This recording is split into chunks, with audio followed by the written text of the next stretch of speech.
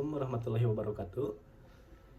Perkenalkan, nama saya Dikri Muhammad Zulfikar dengan NIM 21030200041, kelas Teknik Sipil B.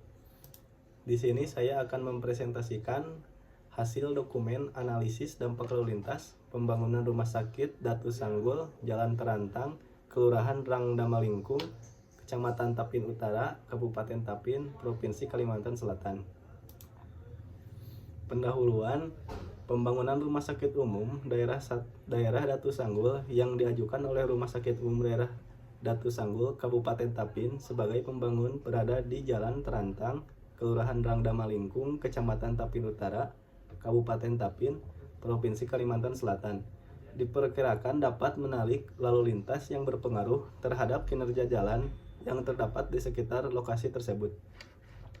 Oleh karena itu, untuk menghitung besaran dampak rencana pembangunan tersebut terhadap jalan yang ada, maka perlu dilakukan analisis dampak lalu lintas. Harapan, apabila diperkirakan timbul dampak lalu lintas, maka dampak tersebut dapat diminimalkan dengan memberikan solusi yang tepat. Berdasarkan rencana pembangunan rumah sakit Datu Sanggul dengan kapasitas 202 tempat tidur, maka pembangunan rumah sakit umum daerah Datu Sanggul ini termasuk dalam kriteria yang wajib diselenggarakan analisis dampak lalu lintasnya. Selanjutnya yaitu identifikasi masalah. Berdasarkan hal-hal tersebut, pihak konsultan merumuskan masalah yang akan ditimbulkan akibat adanya rencana pembangunan rumah sakit umum daerah Datu Sanggul, Jalan Terantang, Kelurahan Rangdamalingkung, Kecamatan Tapin Utara, Kabupaten Tapin, adalah lalu lintas yang dibangkitkan sehingga diperkirakan dapat mengakibatkan penurunan tingkat pelayanan persimpangan, ruas jalan, kebutuhan fasilitas parkir, fasilitas angkutan umum, serta fasilitas pejalan kaki di sekitar lokasi. Maksud dan tujuan.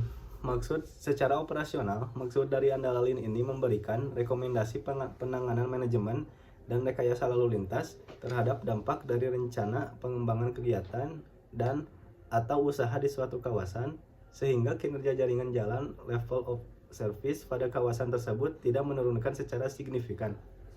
Tujuannya yaitu menyusun rekomendasi peningkatan kualitas pelayanan jalan dan peningkatan kelancaran lalu lintas internal maupun eksternal atau lalu lintas menerus, baik berupa penataan akses jalan, area parkir, penerapan manajemen dan rekayasa lalu lintas, atau penataan angkutan umum sebagai dampak pembangunan pusat kegiatan pada ruas jalan tersebut.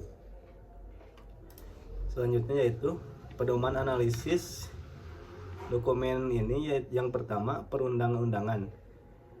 Undang-Undang Republik Indonesia Nomor 38 Tahun 2004 tentang jalan.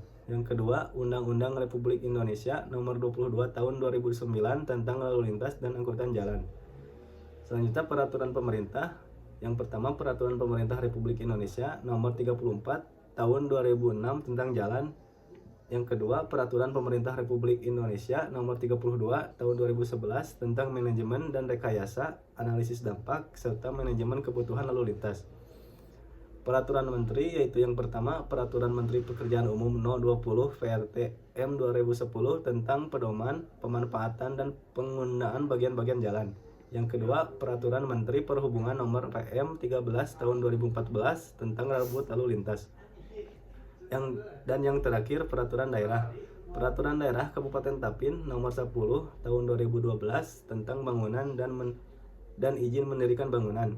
Dan yang terakhir, Peraturan Daerah Kabupaten Tapin Nomor 8 Tahun 2016 tentang bangunan gedung. Selanjutnya, metodologi dan pendekatan. Pendekatan strategi dasar. Yang pertama, kerjasama, optimasi, akuntabilitas, inovasi. Dan yang kedua, pendekatan secara strategi operasional. Yang pertama, pengumpulan data, pelaporan, bisa dipertanggungjawabkan, koordinasi secara berkelanjutan. Selanjutnya yaitu pendekatan penanganan pekerjaan. Yang pertama, pihak pemerintah. Yang kedua, pihak masyarakat. Yang ketiga, pihak konsultan. Dan yang terakhir, metodologi penelitian. Yang pertama, persiapan. Yang kedua, studi literatur. Yang ketiga, koordinasi dan pengumpulan data. Dan yang keempat, identifikasi keberhasilan dan permasalahan, analisis data, penyusunan materi teknis, dan yang terakhir finalisasi. Nah, selanjutnya ini gambaran umum untuk rencana pembangunan rumah sakit umum daerah Datu Sanggul. Ini di gambar kelihatan tampak depan ya, tampak depan, tampak samping, kayak di tampak belakang. Selanjutnya luas Kabupaten Tapin yaitu 2152,63 km persegi atau 5,8% dari luas wilayah Provinsi Kalimantan Selatan. Terdiri dari 12 kecamatan dengan 135 desa. Kecamatan Candi Laras Utara merupakan kecamatan yang terluas dengan persentase sebesar 28,71% atau 617,93 km persegi. Kabupaten Tapin secara geografis terletak antara 43 derajat sampai dengan 30,0043 derajat lintang selatan dan 1140 13 derajat sampai dengan 1150 30 dan 33 derajat bujur timur. Sama hanya dengan daerah lain di Indonesia. Kabupaten Tapin juga mempunyai dua musim, yaitu musim panas dan musim hujan. Curah hujan di suatu daerah dipengaruhi oleh iklim, topografi, dan perputaran arus udara. Kabupaten Tapin berada di sebelah selatan Provinsi Kalimantan Selatan, berbatasan dengan yang pertama di sebelah utara dengan Kabupaten Hulu Sungai Selatan, yang kedua di sebelah timur dengan Kabupaten Hulu Sungai Selatan, di sebelah barat dengan Kabupaten Barito Kuala, dan yang terakhir di sebelah selatan dengan Kabupaten Banjar. Yang ini yaitu piramida kepadatan penduduk Kabupaten Tapin dari tahun 2014 sampai tahun 2019. Bisa dilihat dari grafik. Nah, untuk jadwal pelaksanaan survei lalu lintas dilaksanakan pada tanggal 13 Mei 2020 atau 1 hari pada hari kerja selama 12 jam dari jam 6:30 sampai dengan setengah 7 pagi sampai dengan setengah 7 malam waktu Indonesia bagian tengah. Survei dilakukan sepanjang hari untuk mendapatkan fluktuasi volume lalu lintas yang terjadi sehingga didapat kondisi arus terbesar dan terkecil sesungguhnya. Kapasitas ruas jalan. Nah, bisa dilihat dari tabel kapasitas ruas jalan. Yang pertama, nama ruas jalan Jenderal Sudirman dari arah Banjarmasin, CO-nya 2900, FCW 0,87, FCSP 1, FCSF 0,95, FCCS 0,86, dan yang terakhir C 2060. Dan yang kedua Jenderal Sudirman dari arah hulu sungai, yang ketiga penghulu atau Rangda Malingkung, yang keempat Terangtang, yang kelima Terangtang atau lokasi Paikat, dan yang keenam Piani, yang ketujuh Perum Labuhan, dan yang kedelapan Perum Adijaya. Bisa dilihat dari grafik. Nah, yang selanjutnya yaitu tingkat pelayanan jalan. Yang pertama yaitu Jenderal Sudirman dari arah Banjarmasin, waktu pukul 9 sampai jam 10, volume max puncak yaitu 751, vise ratio yaitu 0,36 ITPB. Yang kedua Jenderal Sudirman arah dari hulu sungai, waktunya pukul 9 sampai pukul 10, volume jam puncak max yaitu 688, vise ratio 0,33 ITP-nya B. Yang ketiga penghulu atau Rangda Malingkung, waktunya pukul 7 sampai pukul 8, volume jam puncak max 282, vise ratio 0,14 ITP-nya A. Dan yang terakhir Terantang, waktu 7.20 sampai 8.20, volume jam puncak max yaitu 319, vise ratio 0,06 dan ITP-nya A. Nah, ini adalah kondisi persimpangan. Rencana pembangunan rumah sakit umum daerah Datu Sanggul berada di dekat persimpangan 4 Jalan Jenderal Sudirman sampai Jalan Terantang. Adapun lokasi persimpangan dapat dilihat pada gambar. Nah, yang selanjutnya yaitu kebutuhan parkir. Di sini ada tabel, yaitu yang pertama SDM, kebutuhan SRP-nya. SRP yaitu kesatuan ruang parkir. Sumber pergerakan SDM, roda 2 195, roda 4 34. Yang kedua pengunjung, roda 2-nya ada 587, roda 4-nya yaitu 26. Yang ketiga ambulan, roda 2-nya tidak ada, yang roda 4-nya ada 3.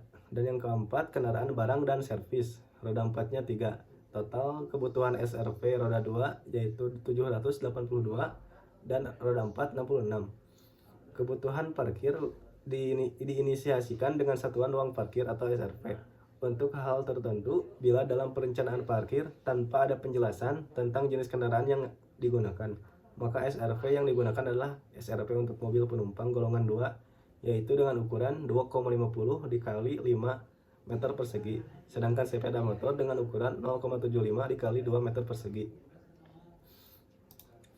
Nah, yang terakhir kesimpulannya, yang pertama, bangkitan dan tarikan yang terjadi berdasar hasil analisis adalah 269 sampai SMP per jam.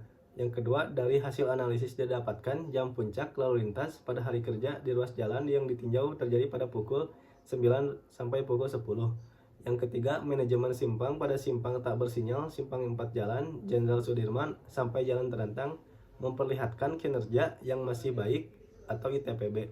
Oleh karena itu, pengaturan simpang tak bersinyal masih bisa diterapkan sampai dengan 5 tahun yang akan datang.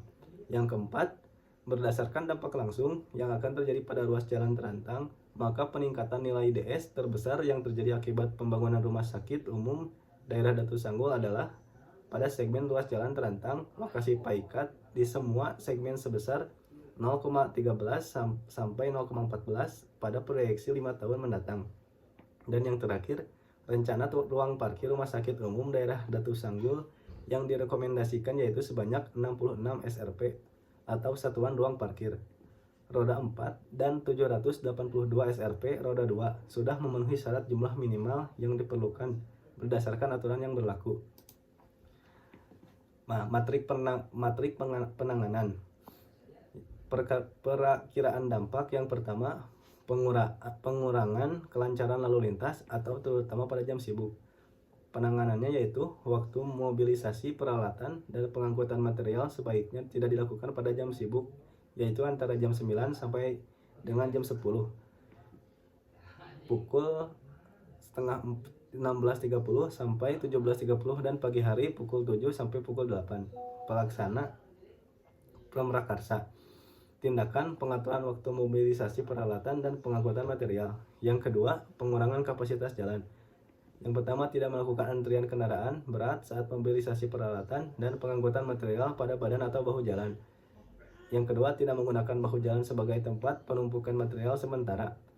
Pelaksana Pemrakarsa, tindakan mengatur jadwal kedatangan kendaraan material agar tidak terjadi antrian. Yang kedua, menyediakan lahan untuk menumpukan material. Yang ketiga, gangguan keselamatan dan kenyamanan. Yang pertama, penanganannya menyediakan akses keluar masuk, material yang diangkut dipastikan tidak berceceran. Yang ketiga, keadaan roda kendaraan bersih dari ceceran material. Pelaksananya yaitu Pramrakarsa. Penindakannya membuat akses masuk dan keluar lebar minimal 8 meter dengan radius tikung 10 meter. Yang kedua, material diangkut tertutup baik menggunakan terpal atau tidak overload. Yang ketiga, penyediaan fasilitas pembersihan jalan dan penyemprotan roda atau gambar teknis. Pasca pembangunan, yang pertama, pengurangan kelancaran lalu lintas terutama pada jam sibuk. Penanganannya yaitu perlu pengontrolan dan pengaturan lalu lintas dari pihak berwenang. Pelaksananya Pemrakarsa Satlantas Dishub Kabupaten Tapin. Tindakannya menempatkan petugas untuk mengontrol atau mengatur lalu lintas pada jam-jam khususnya pada jalan Terentang. Yang kedua, pengurangan kapasitas jalan. Yang pertama yaitu peningkatan jalan. Pelaksananya di Dinas PUPR. Tindakannya melakukan rencana pelebaran jalan terutama pada ruas jalan Terentang untuk mengantisipasi pertumbuhan lalu lintas. Dan yang terakhir, gangguan keselamatan dan kenyamanan. Menyediakan akses keluar masuk, menyediakan ruang terbuka hijau, menyediakan instalasi pengolahan air limbah, dan yang terakhir menyediakan fasilitas keselamatan.